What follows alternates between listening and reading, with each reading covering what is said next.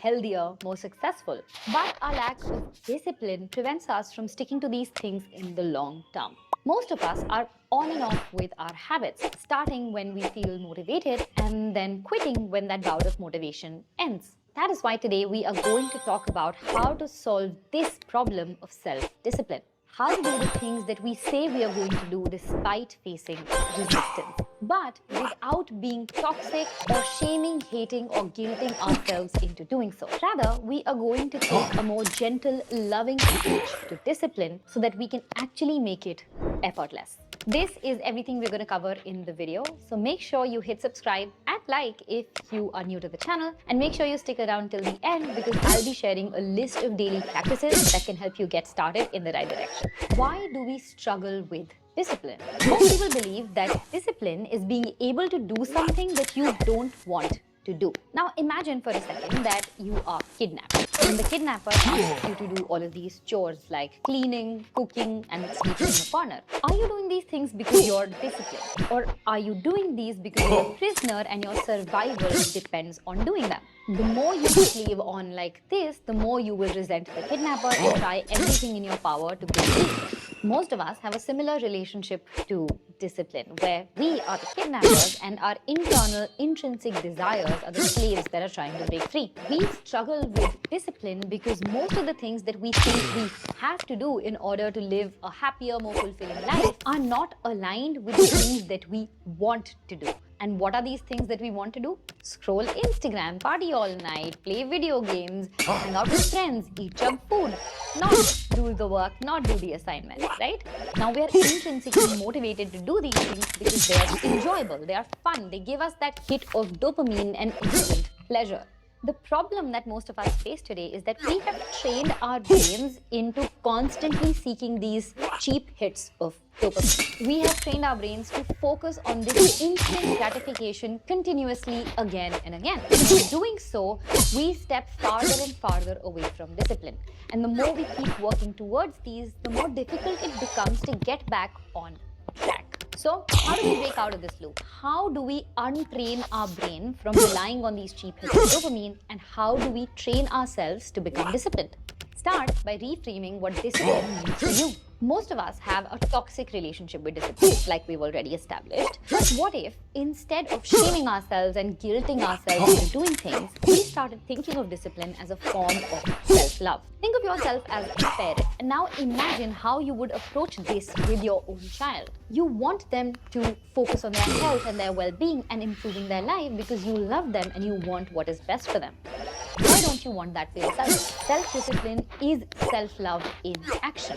And when you start to think of discipline this way, it becomes a lot easier to stay on track. For example, when I was initially trying to lose weight and stick to my diet just based on my willpower, it never worked. There was so much shame associated with it. There was a lot of guilt for not being able to stick to my practices. And there was this constant battle in my head because I was trying to turn myself into an obedient slave. But when I reframe this to I exercise and I eat clean because I love my body and I respect my body. I work hard because I deserve the best things in life and I want to give them to myself. The narrative changed completely. It became a lot more enjoyable and a lot more sustainable. And the beauty about approaching discipline as a form of self-love is that the more you do it, the stronger this loop becomes. The more you love yourself, the more disciplined you want to be. And the more disciplined you are, the more it fuels your self-love. This happens because your sense of purpose, fulfillment, and joy now comes from doing this instead of relying on hits of dopamine like eating junk food and watching too much TV. Step 2, find your competing interest. What do you find more fun, more valuable, more enjoyable than scrolling on your phone and being lazy all the time? Now, when you're first trying to figure this out, it can be difficult because if you have been stuck in this loop forever, you might think that there is nothing more enjoyable than scrolling on your phone and hanging out with your friends and constantly watching TV. If that is the case, I want you to think of the cost-benefit analysis. Ask yourself that if you were to continue doing whatever you are doing right now, what would your life look like in the next 5 years? And then on the next page, if you were to get disciplined, what would your life look like then in the next 5 years? And I want you to put these side by side and compare. In most cases, you will realize that the benefits of discipline far outweigh the costs of discipline and far outweigh the benefits of instant gratification. The cost of discipline is that you are giving up small periods of instant gratification. But the benefit is that you become healthier, richer, more successful, and happier than you currently are. On the other hand, if you look at your lazy phase and your instant gratification phase right now, you will find that the costs of this phase outweigh the benefits by large. The benefits of this phase are that it is giving you instant pleasure. It is making you feel good in the moment. But the cost is that your physical health, your mental health, your financial well-being, and almost all other areas of your life will become much worse 5 years down the line till these things no longer give you pleasure. So with this exercise, we're basically trying to align our intrinsic and our extrinsic motivation. Our intrinsic motivation is our internal drive for doing things. And if we can fundamentally understand the benefits of discipline, it makes us internally motivated to become more disciplined.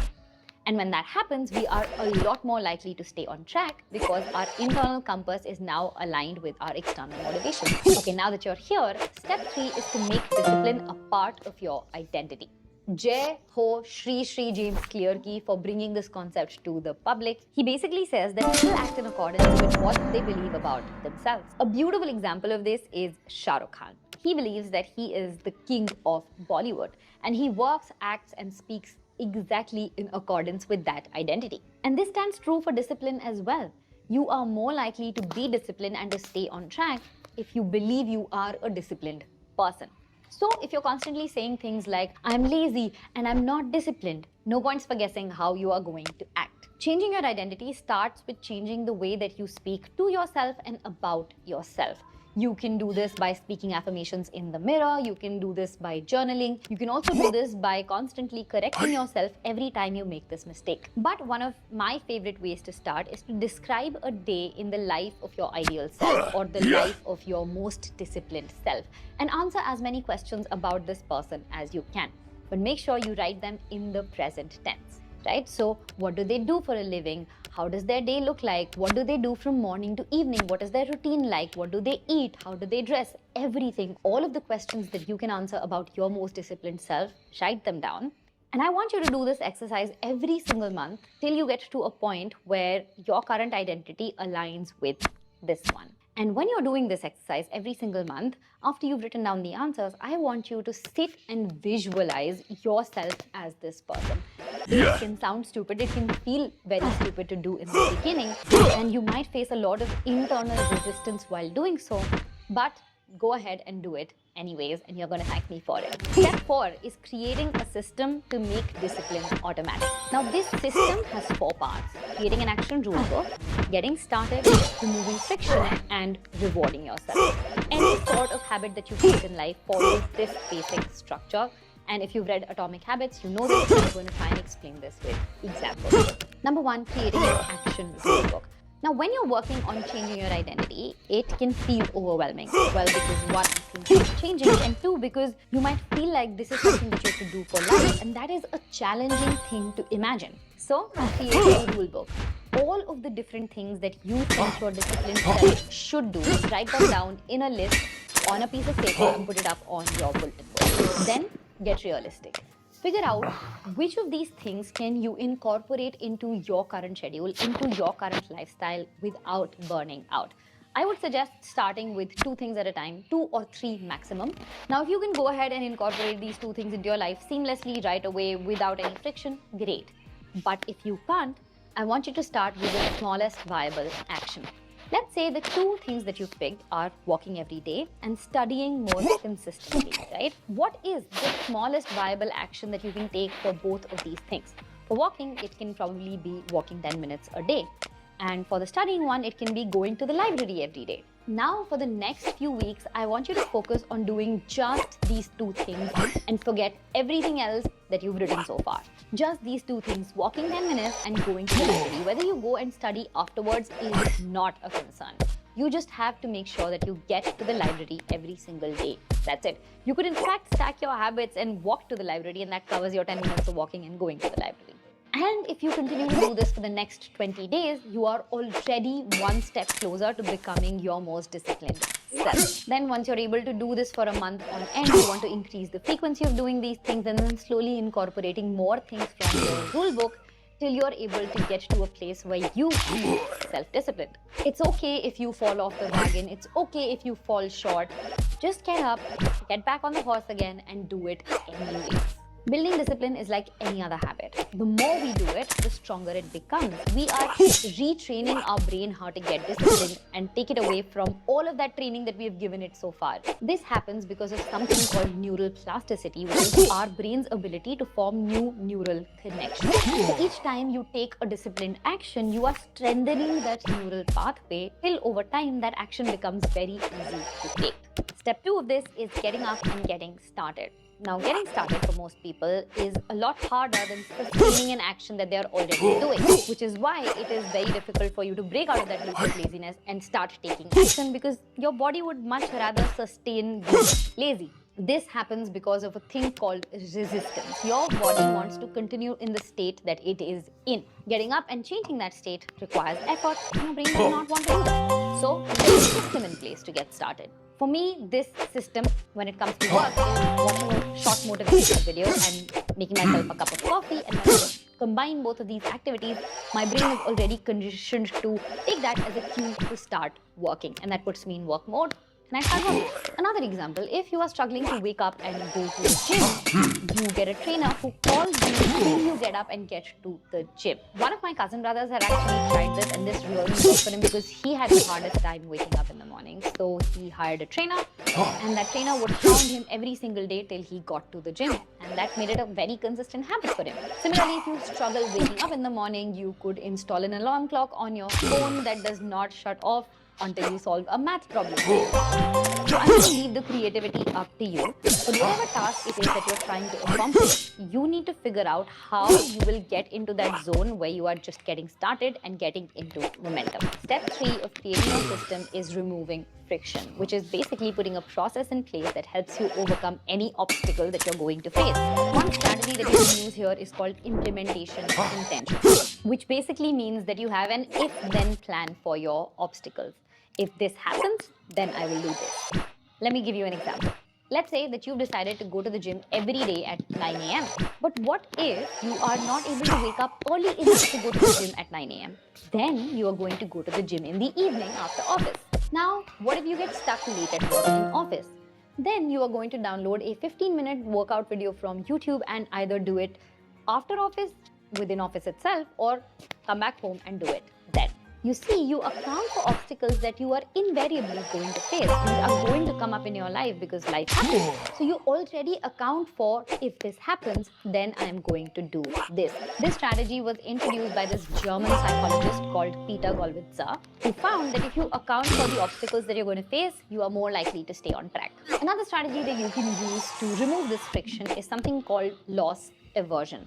Now, personally, this doesn't work for me because I don't relate to it and this is not how my brain functions, but it does for a lot of people, which is why I'm including it in this video. Loss aversion basically states that the pain of losing something is twice as powerful as the pleasure of gaining something. For example, you would be a lot more affected if you lost 1,000 rupees as opposed to gaining 1,000 rupees.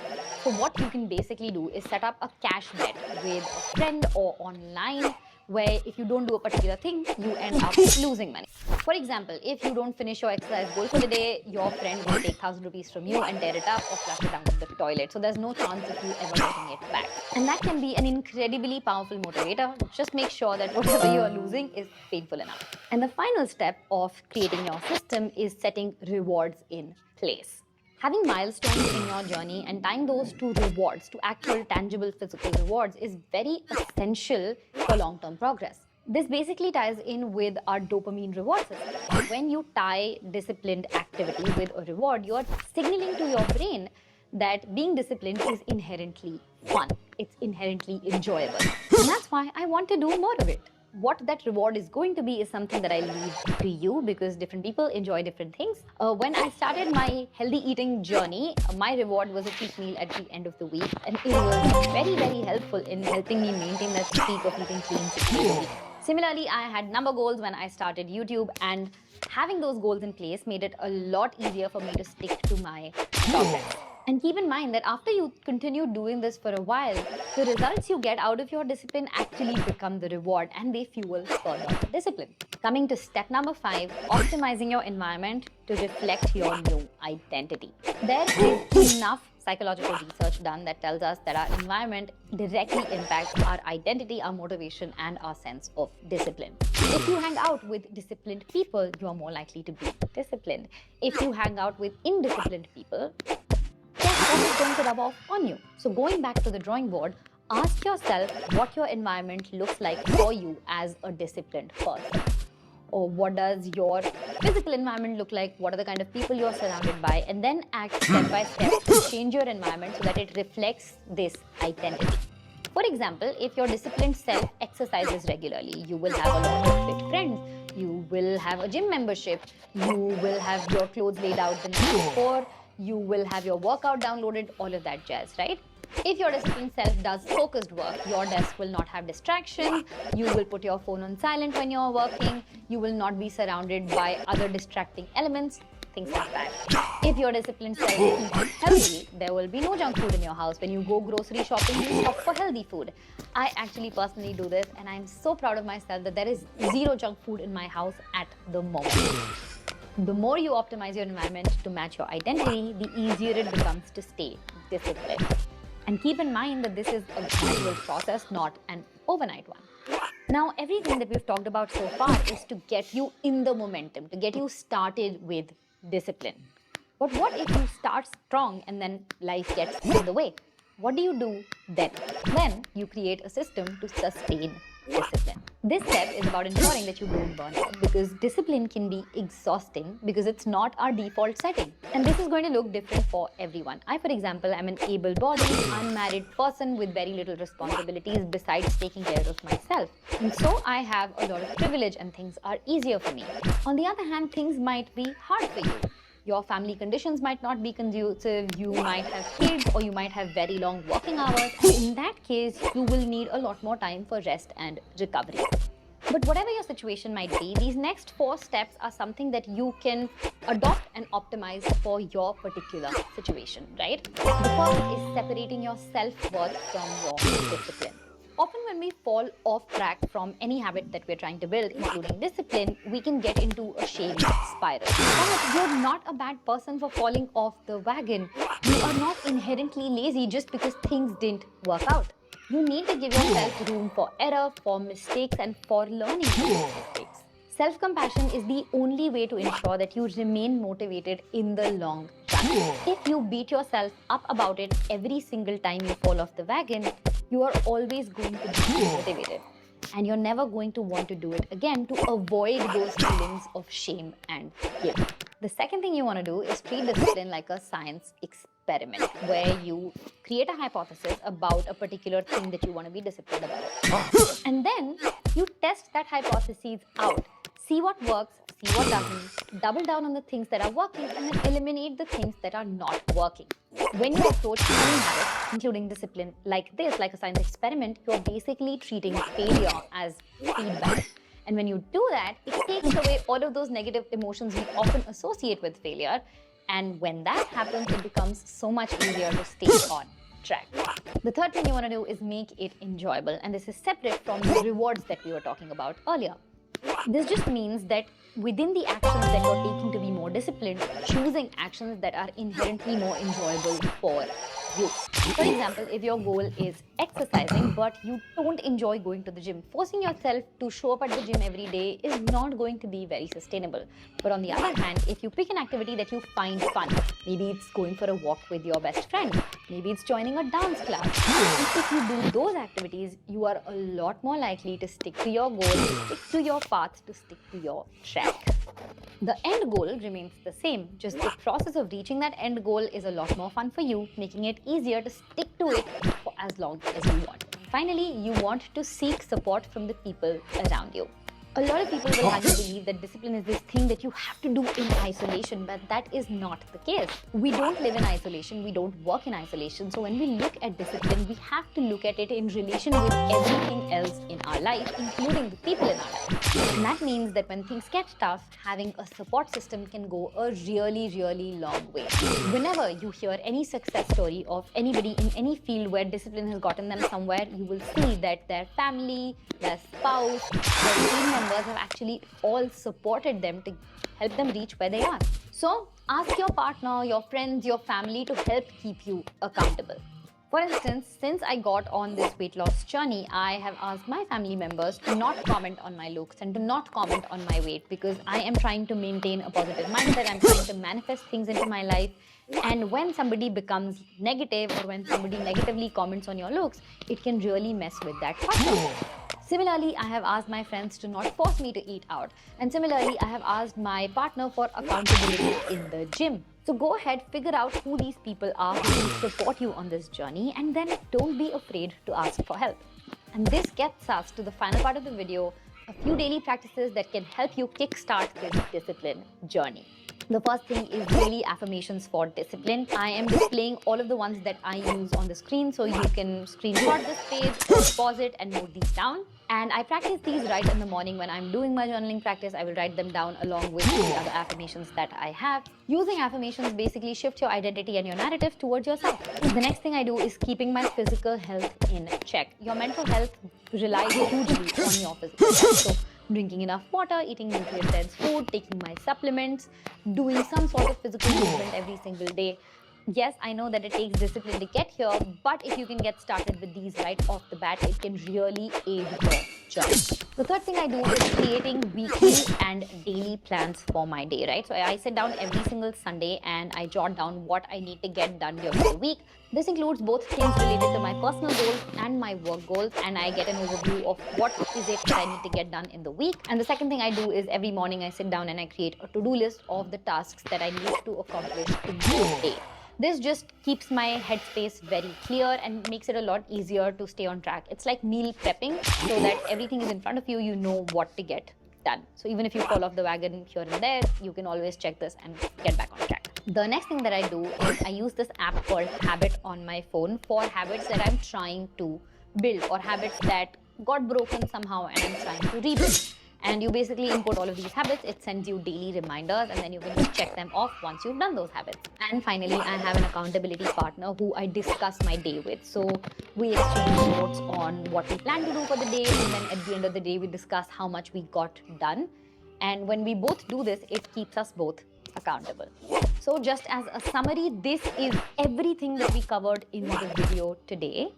And I also have homework for you. So go ahead and do a cost-benefit analysis of your current lifestyle versus your disciplined lifestyle in the next 5 years. And don't forget to check out this video next, because YouTube suggests that you're going to love it. And I'm going to see you guys very, very soon with the next one. Bye.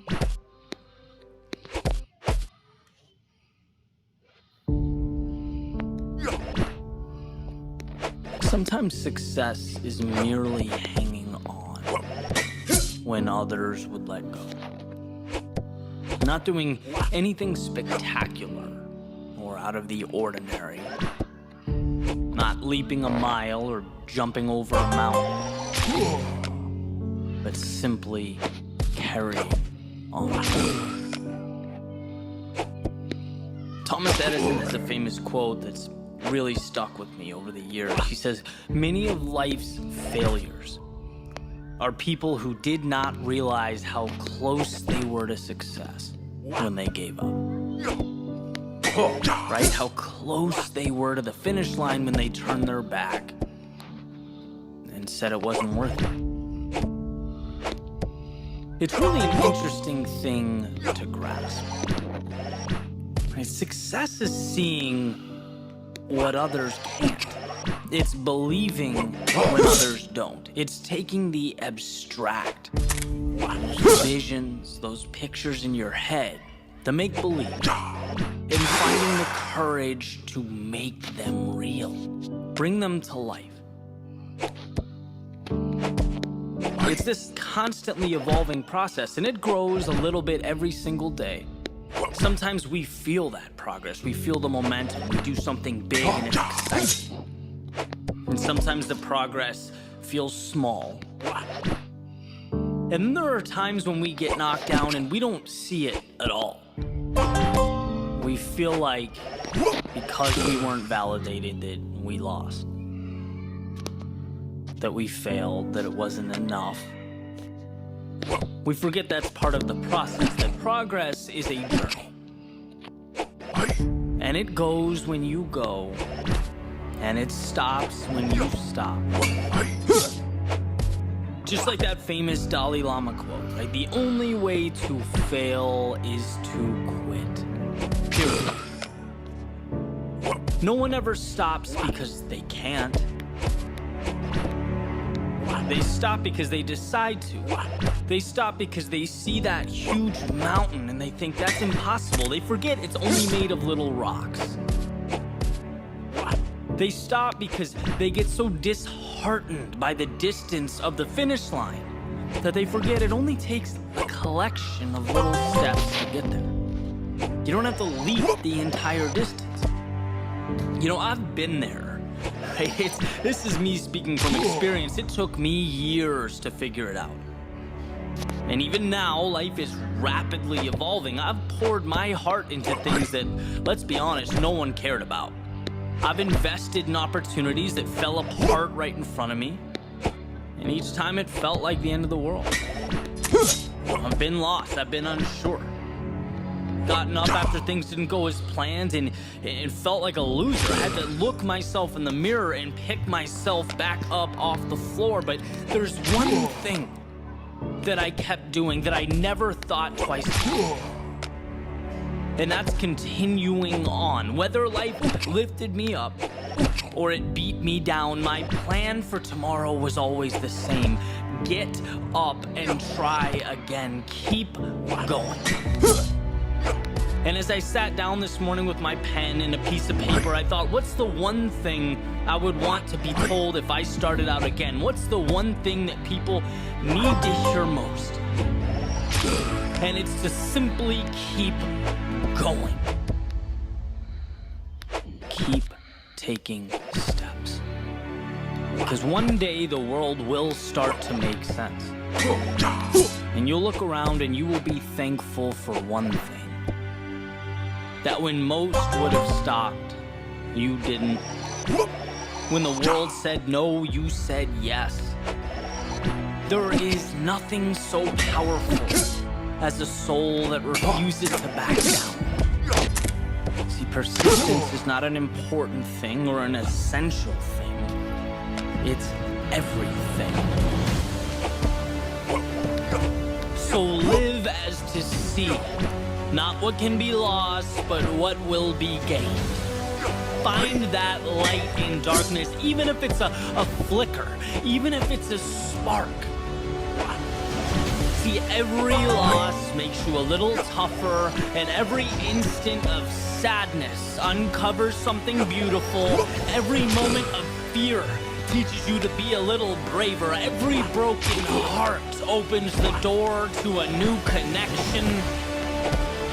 Instead of doubting yourself, feeling inadequate in life's darkest moments, know that you need what you are going through. You are uncovering the little victories hidden in plain view.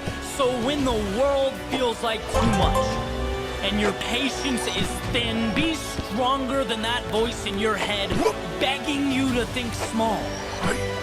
Stand on every experience, the good and the bad.